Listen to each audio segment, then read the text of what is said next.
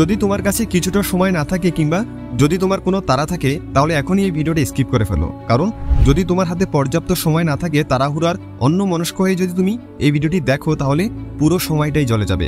কারণ এই ভিডিওতে আমি তোমাদেরকে এমন কিছু শোনাতে যাচ্ছি যা শোনার পর তুমি বলতে বাধ্য হবে আমি কি আসলেই আমার বাবা মায়ের শ্রেষ্ঠ সন্তান। তো চলো শুরু করা যাক। সেদিন প্রচণ্ড বৃষ্টি হচ্ছিল। একটি ছেলে তার ব্যালকনিতে দাঁড়িয়ে কফি খাচ্ছে। বাড়ির গেটের দিকে তাকিয়ে দেখলো বাড়ির দুজন সিকিউরিটি গার্ড একটি ছাতার নিচে দাঁড়িয়ে নিজেদের ডিউটি করছে। সাথে সাথে ছেলেটি নিজের চোখ বন্ধ করে তার অতীতে ফিরে গেল। কিন্তু কি ছিল তার অতীত? চলো আমরাও তার সাথে অতীতে প্রবেশ করি। কেবলমাত্র উচ্চ মাধ্যমিক পরীক্ষা শেষ হয়েছে। পড়ালেখায় ছেলেটি একজন অ্যাভারেজ স্টুডেন্ট ছিল। কোনো সরকারি ইউনিভার্সিটিতে তার সুযোগ হয়নি। পরিবারের অবস্থাও অতটা ভালো ছিল না। বাবা একটা জব করতো, কিন্তু তার বাবার শখ ছিল ছেলেকে প্রতিষ্ঠিত করা। তাই ছেলেকে উচ্চশিক্ষার জন্য ভর্তি করিয়ে দিলেন একটি প্রাইভেট ইউনিভার্সিটিতে। ইউনিভার্সিটিতে ভর্তি হওয়ার পর ছেলেটির কিছু নতুন বন্ধুবান্ধব হলো। বেশ বড় একটি ফ্রেন্ড সার্কেল গড়ে উঠল। তবে তারা সবাই ছিল বেশ উচ্চবিত্ত পরিবারের সন্তান। পার্টি, আড্ডা, বন্ধুদের সাথে রেস্টুরেন্টে চিল করা, এগুলো ছিল তাদের নিত্যদিনের রুটিন। আর যেহেতু সেই ছেলেটিও ওই সার্কেলেরই একজন ছিল, তাই তারও হাত খরচের জন্য ভিআইপি ভাবে চলাফেরার জন্য বেশ ভালো পরিমাণের টাকা লাগত। বন্ধুদের সাথে ঘুরে বেড়ানো, রাত করে বাড়ি ফেরা, সারাদিন আড্ডাবাজি, এগুলো ছিল তার নিত্যদিনের রুটিন। পড়ালেখার কথা সে প্রায় ভুলেই গিয়েছিল।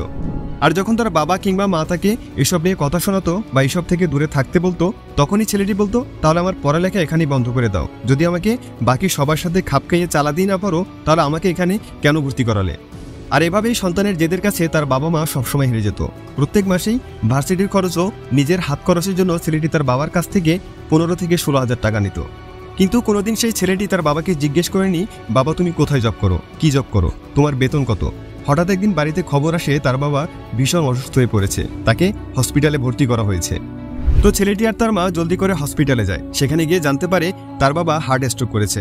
কাজ করা, উত্তেজিত হওয়া, অক্লান্ত পরিশ্রম করা মৃত্যুর কারণ হয়ে যেতে পারে। অর্থাৎ তার বাবা আর কোনো কাজই করতে পারবে না। এখন থেকে তাকে সম্পূর্ণ বিশ্রামে থাকতে হবে। তার বাবা সর্বমোট 4 দিন হসপিটালে ছিল। সেখানে হসপিটালের বিল প্রায় 3 লক্ষ টাকা হয়ে দাঁড়ায়। হসপিটালের বিল এবার সে কোথা থেকে দেবে? তার মা নিজের সকল গয়না বিক্রি করে দেয়। সেখান থেকে মাত্র 2 লক্ষ টাকা জোগাড় হয়।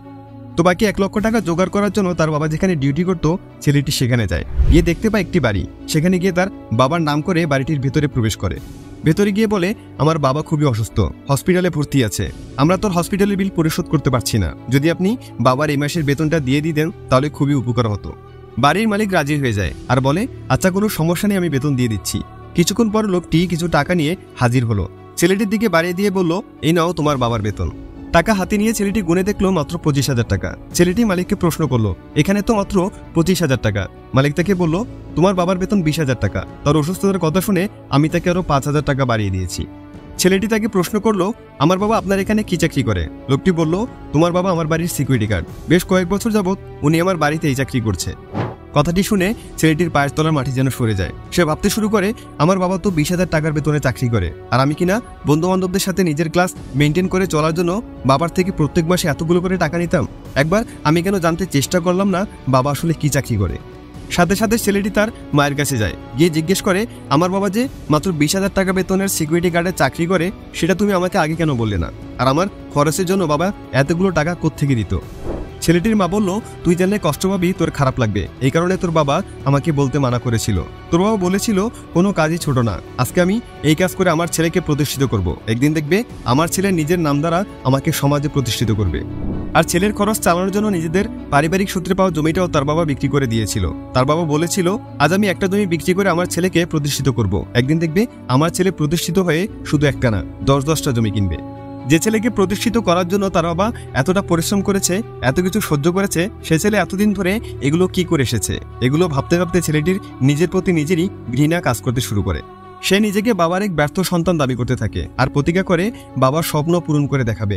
যে বাবা সন্তানের জন্য এত কিছু করতে পারে, সেই বাবার সন্তান হিসেবে এইটুকু ইচ্ছা পূরণ করে দেখাতে পারবে না? নিজের আত্মীয় স্বজন থেকে ধার দেনা করে হসপিটালের বিল পরিশোধ করে বাবাকে বাসায় নিয়ে যায়। বাবাকে সে বলে, এতদিন আমি তোমার সন্তান ছিলাম, আজ থেকে তুমি আমার সন্তান, কোনো কিছু নিয়ে তোমাকে আর ভাবতে হবে না, আজ থেকে সবকিছুর দায়িত্ব আমার। তারপর শুরু হলো তার অক্লান্ত পরিশ্রম। নিজের পড়াশোনার পাশাপাশি সে কাজ করতে শুরু করে একটি কার মেকানিক ওয়ার্কশপে। সাত সকালে ঘুম থেকে উঠে সবার আগে সে ওয়ার্কশপে যেত। ভোর 5টা থেকে সকাল 10টা পর্যন্ত সেখানে সে কাজ করত। তারপর ফিরে এসে তার ভার্সিটিতে যেত। ভার্সিটি থেকে বাসায় ফিরে এসে সন্ধ্যা 7টা থেকে রাত 11টা পর্যন্ত সে ওয়ার্কশপে কাজ করত।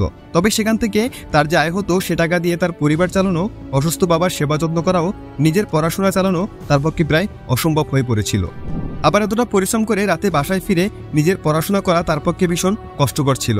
ঘুমানোর জন্য সে ঠিকমতো সময় পেত না, কারণ সকালে ঘুম থেকে উঠে আবার ওয়ার্কশপে যেতে হবে। এদিকে অসুস্থ বাবার চিন্তায় তার মাও ধীরে ধীরে অসুস্থ হয়ে যেতে শুরু করে। সব মিলে তার দশা এক বিচ্ছিরি দশায় পরিণত হয়। তবুও সে থেমে থাকেনি। প্রায় সময় সে ছোটখাটো চাকরির জন্য অনেক মানুষের দুয়ারে দুয়ারে ঘুরেছে, কিন্তু কেউ তো তাকে সাহায্য করেনি, উল্টো তাকে হেনস্থা করেছে। তবুও সে থেমে থাকেনি। যখনই তার মনে হতো না এভাবে আমার দ্বারা হবে না, তখনই চোখের সামনে তার বাবার চেহারাটা ভেসে উঠত। এভাবেই তার দিনকাল পার হতে থাকে। সময়ের সাথে সাথে সে নিজেকে পুরোপুরি বদলে ফেলে। সকল আড্ডাবাদ, বন্ধু বান্ধবের সাথে অযথা ঘোরাঘুরি বাদ। জীবনে শুধুমাত্র একটি লক্ষ্য ছিল, লাইফে বড় কিছু হয়ে দেখানো। আর যদি সেটি সে করতে না পারে, তাহলে সারাটা জীবন সে অনুশোচনায় থেকে যাবে। এভাবে বেশ কয়েকটি বছর চলে গেল। পড়ালেখা এখন সে প্রচণ্ড সিরিয়াস। তার মেধা এবং পরিশ্রম দেখে ভার্সিটিতে থাকা অবস্থাতেই বেশ কিছু কোম্পানি তাকে স্কলারশিপ দিয়ে পড়াশোনা শেষে নিজেদের প্রতিষ্ঠানে চাকরি করার অফার দেয়। পড়াশোনা শেষ করে সে একটি মাল্টিন্যাশনাল কোম্পানিতে জব পেয়ে যায়। সেখানেও তার পরিশ্রম তার মেধা দিয়ে বেশ নাম করে ফেলে। তাকে ছাড়া যেন তার কোম্পানিটা একেবারেই অচল। তাই কোম্পানির মালিক তাকে সেই কোম্পানির সিইও বানিয়ে দেয়। আজ তার কাছে অর্থের কোনো অভাব নেই, বাড়ি গাড়ি কোনো কিছুর অভাব নেই। সন্তানের ভবিষ্যৎ নিয়েও তাকে দুশ্চিন্তা করতে হয় না। অন্যদিকে তার যেসব বন্ধুবান্ধবের সঙ্গ সে ত্যাগ করে এসেছিল, আজও সেই বন্ধুবান্ধবগুলো আগের মতো ছন্ন ছাড়া। নিজেদের কোনো পরিচয় তারা গড়ে তুলতে পারেনি। বাবার বেতন আনার জন্য সে তার কর্মক্ষেত্রে যায়, কিন্তু এই ছোট্ট ঘটনাটি তার পুরো জীবনকে বদলে দেয়। আজ তার বাবার স্বপ্ন সে পূরণ করতে পেরেছে, হতে পেরেছে মানুষের মতো মানুষ। তো শুরুতে যেটি বলেছিলাম, দুজন সিকিউরিটি গার্ড বাড়ির বাইরে বৃষ্টিতে ছাতার নিচে দাঁড়িয়ে ডিউটি করছিল। আর ঠিক এটা দেখে ছেলেটি তাদের ডাক দেয়। ডাক দিয়ে বলল, আপনারা আমার বাবার বয়সী, বৃষ্টিতে এভাবে দাঁড়িয়ে না থেকে আমার বাড়িতে না হয় বৃষ্টি থামা পর্যন্ত অপেক্ষা করুন, আর চলুন একসাথে আমরা চা খাই। চা খেতে খেতে ছেলেটি সিকিউরিটি গার্ডদের জিজ্ঞেস করলো, আপনি কি কাজ করেন আর কোথায় কাজ করেন, আপনার বেতন কত, এগুলো কি আপনার সন্তানেরা জানে? একজন বলল, হ্যাঁ জানে। কিন্তু আরেকজন বলল, না, আমার সন্তানেরা জানে না।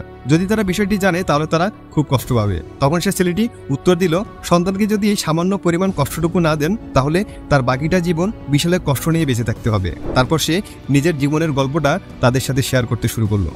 তো বন্ধুরা, এবার বলো, গল্পটি থেকে তোমরা কি শিখতে পারলে? পরিস্থিতি যেমনই হোক না কেন, সবসময় বাবা মার থেকে তাদের বর্তমান অবস্থা জানা সকল সন্তানের দায়িত্ব। আর যদি তুমি সবসময় নিজের খুশি, নিজের চাহিদা, নিজের আকাঙ্ক্ষা নিয়ে ব্যস্ত থাকো, তাহলে কোনোদিনই তুমি বাবা মায়ের শ্রেষ্ঠ সন্তান হয়ে উঠতে পারবে না। সিদ্ধান্তটা এখন সম্পূর্ণই তোমার। ভিডিওটি ভালো লাগলে একটা লাইক করে দাও, আর সাথে সাবস্ক্রাইব করে আমাদের সাথে থাকো। Thanks for watching.